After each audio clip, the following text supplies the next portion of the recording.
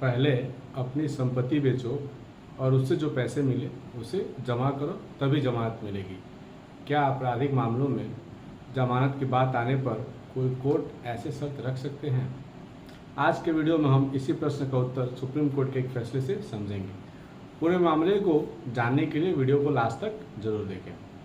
दरअसल में यह मामला 4 जून 2025 की एक शिकायत से जुड़ा हुआ है, जिसमें धोखाधड़ी और धन के गबन का आरोप लगाया गया था।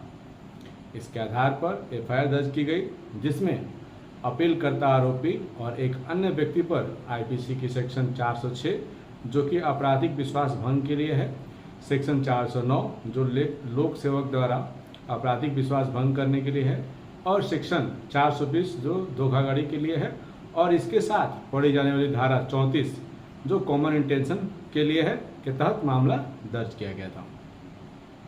बाद में उन्हें गिरफ्तार किया गया और जांच के दौरान वे 83 दिनों तक हिरासत में भी रहे।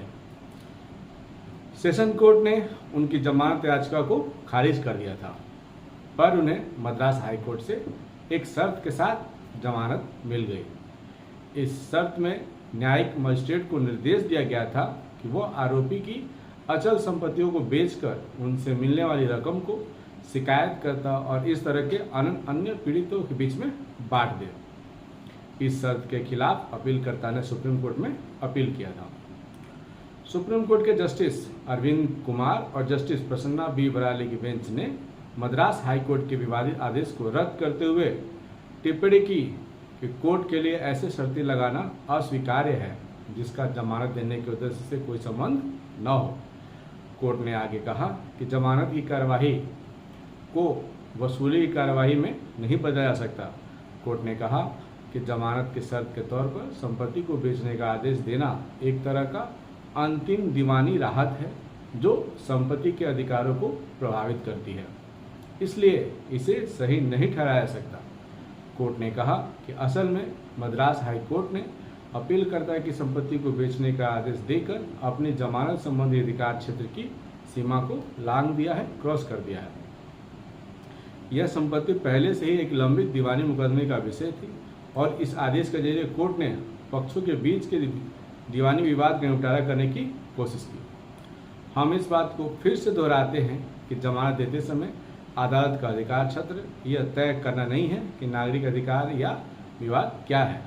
यह ऐसी शर्तें थोपना नहीं है जो असल में वो अंतिम नागरिक को राहत दे।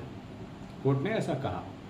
जिसकी शिकायतकर्ता मांग कर रहा है, कोर्ट ने इस तरह से टिप्पणी की।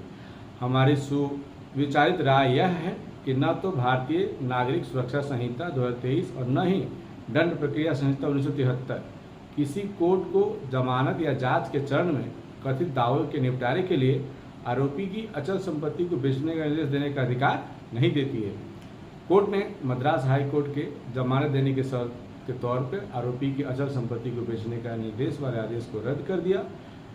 ऐसे ही इन्फॉर्मेटिव इन्फॉर्मेशन के लिए मेरे चैनल द बिहारी लॉयर को फॉलो एंड सब्सक्राइब करिए। साथ ही बेल आइकन को दबाना ना भूलें ताकि नए वीडियोज़ का नोटिफिकेशन आपको मिलता रहे। बहुत बहुत धन्यवाद।